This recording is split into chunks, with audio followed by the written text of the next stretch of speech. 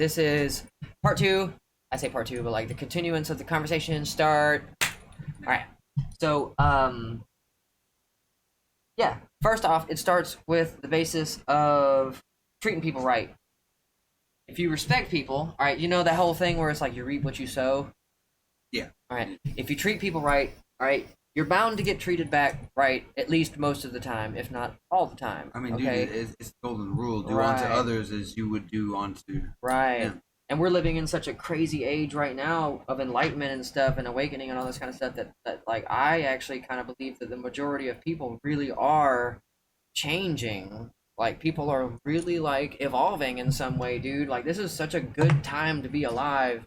Good time to be alive. I'm so like I used to be so dead to life, and now I am like charged, energized. Like I can't sleep. I still do sleep, but it's just like my body is just like, man, I gotta go to sleep. So I go ahead and wake up and keep learning this stuff. Keep freaking pushing. Yeah, dude. Keep doing your thing, making your dreams come true. Yeah, especially with this whole podcast thing and see, like this is actually a request. Like people asked me, hey, would you mind starting a podcast? And I was like, okay, I can. I've never really tried to do my own podcast, but I can do it. And I never thought to do one with no video like this. People still listen to this because they could just put it on their phone. Yeah, while they're yes, drawing. Sir, yes, sir. Something of the sort. So I am very, very grateful for my viewers, like on TikTok and all the social medias and everything, who have requested this. So thank you guys so much. I love you all, and I hope that as we progress through this series, some of the information that we talk about or I talk about, whoever's here, I hope that you guys really benefit from this because this is like 2 decades of research and peer review, and it's good. It's really, really good. It's good stuff that's going to change the world, and now is the best time that has ever existed with which this information can come out. I mean, it's always a refreshing thing to learn new things every day. Yes. You're never too old to learn. Yes. And the best kind of knowledge is knowing that you know nothing. Exactly. Socrates. Socrates said that, I think. I know nothing. So, yeah. So, it's like I said, it starts with treating people right and building this bond with people because you shouldn't be caught up in capitalism and consumerism so much to the point that all you're interested in is taking things from people. No. You really should try, if you're taking things from people, to be of service to people. Yeah, provide something to them so they'll continue to pay you for your service. Exactly, dude. I completely agree. Whether it be entertainment or like you build something or craft something from nothing, something, or you provide a service like you're cutting somebody's lawn. The world needs all that stuff. Yeah. And please, this is this is to the viewers. Excuse me. This is to the viewers, but like, don't ever, please, if you watch my podcast, if you listen to my podcast, you have to promise me one thing. If we get started with all this, which we are now, you got to promise me, my viewers, I love you all so much, and I'm going to tell you the truth, and I'm going to have some tough love, but I'll never be just tough. There's always going to be some love to follow up, I promise. And I'm never going to lead you astray. What's really cool about this whole process is it's a journey for y'all, and it's a journey for me. Because if I don't know something right off the bat, I'm going to be like, hey, let's look that shit up. And we're going to find out together. Google it. And always Google our it. Best friend. Right. You nailed it. So I don't know everything. I don't know nothing. I know what I know, sort of, based on my experience, you know what I mean? Right. Because I can put my hands on it, but I'm willing to learn outside of my box, which is what this podcast is meant for. And I'm really, really, really glad I'm actually getting to do this now, because if I can get my thoughts out like that and people are actually really interested in that, well, there you go. I mean, I love it. There's always a time where, man, there can be somebody listening who's had just a really horrible day, just nothing was going right for them. And the moment you come on and you start talking your positive thoughts and everything, and they start thinking about it and go, he's right. Oh yeah. They start. You're absolutely more positive correct, about things, dude. man. And I'm intuitively being called that to make this a unique calling card, that with every podcast that I do, I'm going to do I'm going to do a drawing, a tarot drawing. And I mean, man. And I'm going to be like, if you're finding this podcast, this is for you. This reading is for you, and I'm going to do that. I am honored be here on this historic day. The first start. There you go, the inaugural. That's right.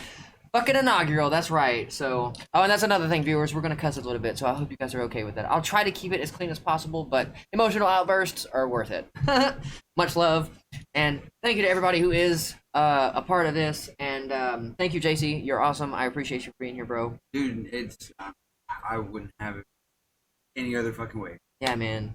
So, and teaching you some of this stuff, I say teaching you, but like telling you about some of this stuff that I've come to experience kind of helps me solidify it in my brain that as a man, this is how you're supposed to act versus quick to anger and shit like that, you know? Right.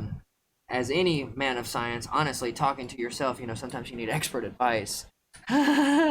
So, my dad and I were, I was helping my dad clean his bedroom yesterday, and that's something that got brought up. He kind of chuckled a little bit. So, yeah, I mean, it's true. It's true. It's true. That internal monologue that you have is the most important voice that you could ever have. Yep.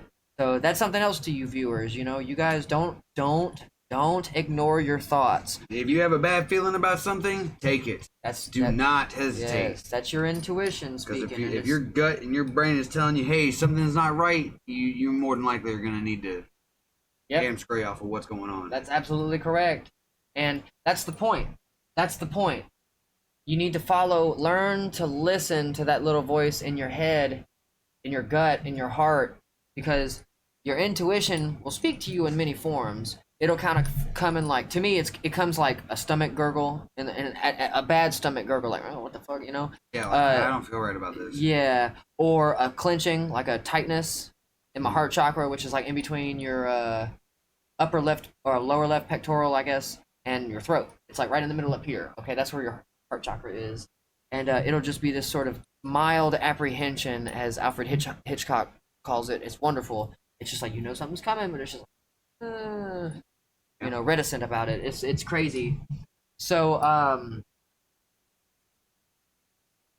okay, I talked about this in a TikTok video that I have, and Abraham Lincoln, and I think this is really relevant to what we're talking about, because about preparedness, you know, you can't prepare for everything in life, but you can certainly prepare to react or respond to stuff the right way. That's the right kind of preparedness. So if you got to cut down a tree, sharpen your axe, right? So Abraham Lincoln said, if I had an hour, cut down a tree, I would sharpen my axe for 45 minutes. Prepared. So it's like 3/4 of the job is preparedness. It's like, am I ready? Am I ready? Am I ready? Well, let me get ready. And then 1/4 of it is actually the doing part of it, which actually makes it a lot easier. Usually doesn't take a whole lot of time. It doesn't, dude. That's why that kind of goes back to that football analogy I was making earlier. Football players are kind of like a really good analogy for certain people in life, because they play 8 to 11-second plays in bursts. Boom, boom, boom. They're done. And going back to the lion metaphor I was telling you earlier, which that probably would be a good idea for me to repeat it for the viewers. So football players train, you know, in sprints. This is what I was talking about earlier. And they train for the 8 to 11-second plays, and they don't really have to do long distance running and do good cardio. That's why you see football players are like thick as fuck. You know, they're just cock diesel jack dudes. It's like gorillas, man. It's fucking amazing. I loved playing football. That and wrestling, and I liked lacrosse. I love soccer. I played a lot of sports, dude. I anything I can get my hands on, basketball, golf. I don't know too many people out there in the world that play lacrosse. It is so much fun. I was so fortunate to go to the school that I did, the academy that I did, and I have to give a special shout out in a positive way and a negative way. Like, these guys, this school, the Camden Military Academy that I went to, was an amazing school. It taught me organization, discipline, persistence, determination to see my goals. But me, as somebody who kind of went through what I went through in my childhood, looking back retroactively, I understand now why I didn't take advantage of the academic affairs while I was going, because I was kind of carried through my athletic aptitude. You know what I mean? So because I was wrestling captain for 3 years, and because I was golf captain 3 years, I played all these different sports, and my parents were like donators to the school because they loved the school, and I went there for 6 years. So I was the oldest old boy of all time for that school. I went there summer school of 6th grade, and I took senior English, and I took 7th grade English, and I passed the senior English with a higher grade than I passed 7th grade English. Good Lord. That's a true story. I have my transcripts and a book that I found, as a matter of fact, sorry. And I that would be interesting to show you. But like, it's not that I was dumb or anything, and I graduated second in my class with a 3.994 GPA.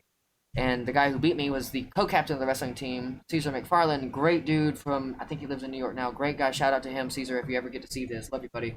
Um, I hope you're doing well. He went to a good college up there, and I think he's a programmer now, as a matter of fact. But he had .996. Damn. Yeah, yeah, and that was a pretty cool thing. And oh man, that school was very, very interesting. But like I said, I didn't take advantage as much as I should have. I was a shithead, dude. Sometimes I didn't like disobey, but I did what I wanted. I did things my way, literally. Okay, so here's a fun fact about that, and this, I think you'll get a lot of appreciation about this, because it does not matter. It does not matter the social construct with which you are put in as a human being. You do things your way, the universe will make room for you and allow it. I'm serious, as long as you're not hurting people. Right. And let me give you an example. So you see how I work out and all this kind of stuff, and I'm kind of skinny and all this kind of stuff. Well, when my first and second year of that school, I was always so hungry because they limited everybody to like 3 meals a day, and just, it was so not good. And my mom, I got on the wrestling team, the varsity wrestling team, like my 7th grade year, and I got sucker punched in the face by the 103-pound guy because I took his spot. He was so pissed at me. He punched me in the face, left 2 goose eggs on my forehead, and like 2 or 3 of the wrestlers held me back, and I was gonna fucking rip the skin off of his back, dude. Don't punch me in the fucking face. That hurt. Right. You know. So they held me back, and that's a true story too. And it's awesome getting to think back at this kind of stuff, because that really motivated me to learn how to defend myself. I was like, holy shit, I cannot ever let somebody punch me and get away with it ever again. Ever. Right. And then since then, I only ever had like 2 or 3 times. One time I got punched in the mouth, and all it did was swell up my lip a little bit. I whipped that motherfucker too. That was fun. You don't put your fucking hands on me. And then the third time, somebody said some stupid shit about my mom, and I kind of like open hand slapped at him, whap, knocked his hat off. So it's like that and then competition where it's just like, yeah. And what's funny about that is the headmaster, Colonel Bolin at the time, saw it and came over. And I'm so glad I can talk about this now, because I'm 12 years graduated and everything, and it's just a goofy story that we can laugh about now, because nobody did anything wrong. This was just boys being boys, tussling. You let them get it out, done. No big deal, no harm, no foul, right? Nobody was hurt. And what's funny is 30 minutes after this fight was over with, me and the guy were best friends. Because that's how real men are. You whip each other's asses, and then you just shake it, and you're just like, fuck it. You shake hands, and you just move on. There's certain times where you can talk it out, and everything, but there are times where it's time to go, dude. We outside right now. We're gonna handle this like men. Yeah, but Colonel Bolin taught me a valuable lesson that day about compassion and forgiveness, because he could have easily expelled me for that, because I was okay. So what was interesting about that? That was the first time I ever experienced bullet time. The guy literally looked like he was like, and I was like, hit me, and I was in real time. I was like, hit me, come on, hit me, come on, and like he just couldn't. He had my shirt and everything, and he was just like, and you pretty much pulled a Spider-Man. It was you watched weird, everything happen dude. in slow-mo. Yes, and just yes, everything was in slow mo. Even the people moving around me were in slow mo. It was unreal. I didn't hear any sounds. There was no cheering, no nothing. It was just me. It was dead ass silent, and I was just like, hey, I was ready to release the evil, little Nicky said. You know what I mean? I think it's funny that you brought up something like this, because I have been in one fight in my entire life. It happened to me when I was in 8th grade, and as a matter of fact, 2 of our buddies were there at the time. To Andrew Sammy and Kyle Perry. Nice. It was against this guy named Kyle Johns. He got upset with me because I was dating his sister. Oh no! So during math class, he was passing a note to one of his buddies, and the math teachers, saw them passing the note and was like, hand it here. She read it, and it explained in the note that they were gonna jump me in the bathroom at bathroom break. Ooh, that's a no-no. So she came to me and she was like, I just got this. I'm gonna go ahead and let you read it, this, that, and the other. And I was like, he's not gonna do anything. Yeah. I was like, because he's a punk. Yeah, I was like, he's not gonna touch me. I was like, he knows better. So little did I know, he actually had the cojones to decide to go through with it and attack me. Well, while this happened, Kyle Perry walks into the bathroom, and I'm in the stall. He goes, "JC, do not come out. Don't. He's waiting for you, right?" I said, "He's not gonna do anything, and even if he does, he's gonna get in trouble for doing it." Damn. And all of a sudden, I walk out the stall. He grabs me. He slams me up against the wall twice. Oh, he tries to swing, and I duck. That's that bullet time you were talking about. I saw it happen in slow mo, and I ducked. And at this point, it's so real. He decided that he was going to put me in a chokehold. Well, I went to do this to put my hands in front of his arm to prevent him from doing that, but I fucked up the last second, and my hands got caught in my throat. Oh no! So did you like punch yourself in the throat? Is that what you're saying? No. Or it's just like back like this? Yeah. He had me in the chokehold like. Oh, well, that's actually kind of what you're supposed to do. Well, I was trying to do it like that, where his whole arm couldn't go around, but I was a little slow at it, so my hands got caught. Yeah. Well, he ends up getting the upper hand, and I start blacking out, and I mean, this bathroom is full of dudes. Yeah. And I'm losing consciousness, and I'm like, he's a dude. Help me! I'm reaching out and everything, and all of a sudden I feel a thud come from behind. Kyle Perry has his hand against his neck, and I mean he's squeezing, and I mean I've never seen somebody squeeze somebody's neck so hard. And he'll pinch his head like a pimple. Yeah, and then Kyle Johns was like, "What are you doing? This isn't your fight." And he goes, "I don't care. He's a brother. You sit there and you even leave a mark on him, dude. I'm gonna break your fucking neck." Yeah, right dude. Here. And he was like, "That was unfair. You didn't even give him a chance to get into the fight. You just grabbed him and started beating on him." So he was like, "Let him go," and he did. And of course, I started coughing. I came to, and I came to my senses, and I looked around. Split-second decision popped in my mind. It was either commence to whooping that ass and make him wish he hadn't done what he did, or go run and go explain what just happened to the principal and handle it that way. So I did. I walked out of that bathroom. I said, "You're in trouble." Responsibly. I didn't, dude. And what's even better is that I don't necessarily know how true this story is. Called responsibility. I get a call from my girlfriend at the time, and she's like, "You may not believe me." She's like, "But I just got revenge for you." And I was like, "What are you talking about?" And she's like, "I just sat there and decided to put a metal rod down my brother's Johnson." Oh shit. Oh my because god. Because he hurt you. That's a Chinese torture method. And I was like, "You did not." She goes, "Yes, I did. I used gloves. I tied him to his bed. I stuck a sock gag in his mouth, and I sat there and did that, grabbed it, and shoved it down in there. And I said, 'You touch him again, I will kill you.'" That is like the most Alabama thing I have ever heard in my life. Dude, when she told me that, I was like, "Oh my god." Does she I don't know whether to be scared or to be like... Do they have an uncle that runs around with a leather mask and a chainsaw? Oh my god, that is amazing! But when I heard that, I was like, holy shit. It really shows that, the universe does put things into play when things happen to you. And I think it's because I decided to take action responsibly and, spread the word about me getting my ass kicked, Oh my god, thank you for sharing that story. That's amazing. That is an amazing story. Hey, Kyle Johns, if you ever hear this, I hope you're doing great out there, buddy. Can I tell you about the time? Oh God, I have so many stories. All right, I got a story that we can end on. This will be a good one. Okay, so this kind of turned into the story stick past time, didn't it? Freaking story time. Okay, so about this first episode can be about like learning from crazy experiences. How about that? That'll be cool. That's a good one. I think that's a good life lesson. It's like you are not bound by the things that happen to you. Okay, because you live up to a certain point, and you're a reactory being to the things that happen at you. Okay, and then all of a sudden one day it's like the awakening that people talk about. That word. You wake up from this sleep, this like veil that's been over your eyes the entire time of somebody being like, "I can't see, where am I going?" With their hands over their eyes and stuff, and it's perfectly reasonable, okay, to be this way because of various control mechanisms that we don't really want to get into yet because we're not that big. I don't want to talk about it just yet, but that will be a future episode. I would love to talk about the schisms. Okay, that's what I call them. Schism is just like a matrix of matrix. Right, overlapping, intersecting points in each thing is like a new thing that's fucking up. basically.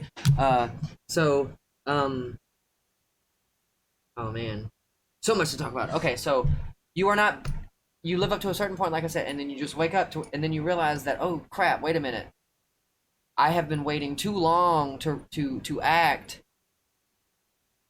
for life because it's been throwing shitballs at me this whole time. Okay, you realize that, and then you realize, wait a minute, if I kind of start taking a preemptive strike, I can actually start lining the ducks up in a field, okay, to kind of be able to go boom, and you shoot 100 ducks in a row, okay, and you can only really achieve this state of mind through like oneness of self. You have to realize your own capability and capacitance, like what you can do and your output, okay, like how much work can you get done each day, okay, that nickname, the machine that I have, Yeah. well, I certainly didn't start out this way. Huh? Dude, I went through years of like ice on my wrist, and it's worth it. But yes, it's worth it. You know why? Because I think it's cool to be able to do what I do, and I don't really care. I love my neighbors, I really do, and I try to be considerate. But honestly, I have to make, at the end of the day, they have a job and I have a job. I have to make money. Because we work at different hours doesn't mean that we're not the same kind of person being out there trying to Exactly. make our money. Exactly. I've been working 20-hour days every day for at least the last 7 to 8 years. Okay? At least the last 7 to 8 years. And Kill the Host, the band that I'm in, has been around for 10 now. It'll be 10 come August, whenever Mark's birthday is, the bassist. So happy early birthday to Mark. That's awesome. Um, so, like I said, you wake up and then you realize, wait a minute, if I kind of start getting my shit together, I start thinking. No, okay, so the whole like think positive thoughts thing, it's not that that's a misnomer. It's that that's only half of the equation. All It's right, only half the battle. right, right. That's only half of the battle. So you have to put your faith, which is the belief that what you think about is going to become a thing that you hold. You have to put your faith into progressive forward Newton or momentum, right? Actions speak louder than words. So a Newton, the unit of measurement called a Newton, is the amount of force required to push, I think, 1 pound of force 1 meter in front of you. Okay, and I don't know the exact mathematical number off the top of my head, but I think somewhere along the line we'll figure out quantumly somehow. I don't even know how to connect this. I'm just kind of going out on a limb here. I don't want to put out false information, but I will say that for some reason, to me, uh, that is connected. Those two things are connected. Um, Being able to visualize yourself doing the thing, the belief, and then you the forward momentum, the Newton, okay, being how much force it takes to push something forward or whatever. That unit of measurement, I feel, has a direct relation to you as a spirit, okay, when you think of things, okay, because your spirit has a Newton that pushes that idea out into the universe. I was listening to Joe Rogan. Shout out to Joe Rogan. I love you, buddy. This is why I'm starting this. I've watched, I don't know, fucking eight. Oh shit, are there even? Yeah, because I think they're on episode 1400. I think I've watched at least 8 or 900 episodes of Joe Rogan podcast. Like, that is not a joke. So I love it so much, and I've learned so much. And a special shout out to him. That would be really cool to go on Joe Rogan one day. That would be cool. So that Newton force in your spirit kind of have this forward momentum amount of energy that it takes, which is why the positive thoughts and the prolonged positive attitude and everything, and the forward progressive motion of putting your faith into work is important. It's all important, because just as I push this ball across the table, the same way your spirit is pushing that idea, which is this ball of light, out from it into the universe. Okay, and do you remember me telling you about that analogy about the idea, how people like don't let go of ideas? Yeah. All right. So for the viewers, they can't see this. I'm holding a $100 bill. All right, and I am holding one half of it. I am the universe, and JC here is holding the other half as the receiver of the universe. Okay, and JC is having a thought, and he's passing this thought in the form of this $100 bill, metaphorically speaking, to me, the universe, to be able to take control and to use my universal magic and math, whatever, to make it come back to JC in a rewarding way, something that he never imagined possible. Okay, that's the point. Magnanimous in nature, right? Magna animus meaning great soul.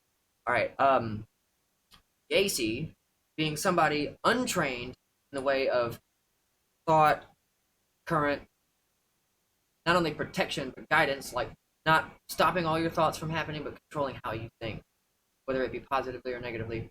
You passing this thought to me, not being trained in this, will be hesitant, unwilling to let go of this idea, and me, the universe, is going to constantly pull harder on you until you finally let go of this idea. And then Okay, and the harder the universe is pulling on your idea to let it go, that means in real life you're probably going to be experiencing like greater and greater and greater negative things. For it starts as something simple like somebody cuts you off in traffic, then it grows to somebody like giving you the finger, then it grows to somebody fucking mugging you, then it grows to something like you're get robbed at the house or some shit, then it grows to something like a tooth falls out internally. You see what I'm saying? The external world is affected first, then the internal world is affected. I've been trying to say You get sick, then you get cancer. Yes, it's ridiculous. Now, I wait a minute, time out. Now, I don't want to sit here and say that negative thoughts are directly related to causing cancer. That's not what I'm saying. I am just saying that progressive negative thought will induce negative reality. Like your thoughts become things. The CIA moment you confirmed start this shit. thinking about bad things, more bad things shall come to you. Yes, because you reap what you sow. So if you're sitting there sowing negative thoughts, well, you're just generating future and future events that are going to make you stay in the negative. Exactly. And that goes back to me saying that you have to not control your thoughts. You have to control how you think about your thoughts. This is like, I used to be a very self-destructive person. You know, I would have something good there at me and everything else, but then all of a sudden, you know, I would handle it irresponsibly, and then all of a sudden more bad things would come about it, and it would just get worse and worse progressively until I decided at one point that, you know, I don't like this. I'm done with it, and cut it all off. Absolutely, I mean, you know, dude. and that's one thing that you've really taught me about hanging out with you and getting to learn a whole lot from you. You know, is that I've been able to take over a lot of situations because when it happens, I'm like, you know, no, hold up, wait, I don't like this. See, it's got to stop now. Exactly. You are all right. When negative energy is coming at you, when you say no, stop. I do not like this. I do not appreciate this. I do not respect this. I don't even want to acknowledge it. Okay, when you block it, that's like a shield. All right. And in a future episode, I want to talk about spiritual shields. That'll be a really, really fun topic to talk about. But for now, just know that when you address verbally, when you speak things, you know, that's why we call it spelling words, because you're casting a verbal spell. And that's why even like Skyrim, the game, how does that game start? It starts with a dude who's got his mouth bound, and the guy says, somebody who usurps the power of the what? Voice. They've literally been telling us about this the entire time. And yeah, sure, that's a fantasy world, but come the fuck on. There's realism in every kind of video game. I don't care who you are. There's a dragonborn in everybody. Yes. There's an assassin in everybody. Well, even on a deeper level than that, I'm just saying that myth starts out as truth. Look at in a seed of truth. Folk legends, stuff like that. You know? Yes. And that's one of the main reasons. See, to quote Amadeus, the movie, Mozart in the movie is like, why the hell must we always resort to talking about the legends and myths and the Count, or whatever the hell his name is? He said, because they live on and we do not. And he is absolutely correct. Right. Yep. There comes a reverence for an archetype. And, you know, whether we personally believe in these archetypes or whatever, there are people on the planet who do, which is part of being a good human being. And I feel like this is a really good way to wrap this up. So being a good human being is that faith into works part and committing to yourself. And I don't know if it was Alan Watts or whoever said, I'm not trying to be better than anybody else. I'm just trying to be better than the version of myself from yesterday. And that really hits home, because if you think about it, the golden rule, do unto others as you would want them to do to you, is like an external sowing of the seed of positivity. But if you're just like that other thing, it's an internal sowing of positivity seeds. So you have to do both. You have to do both. That's why that internal monologue is so important. So, and JC, I just wanted to say I appreciate you coming on, man. Oh, dude, like I said, it's not, dude. I love being here. The atmosphere you bring out, you know, what you're doing, it's beautiful. It's perfect. absolutely amazing. Perfect, dude. I couldn't be more proud to be here today. Awesome, my dude. And I'm gonna try and, as long as we can hang out, like we can record an episode, and as fast as we can do these. I mean, dude, I really feel that people would want to watch these. I hope, or at least listen. I hope, because since we have gotten the request to do it, there's absolutely no reason not to. We lose out not doing it.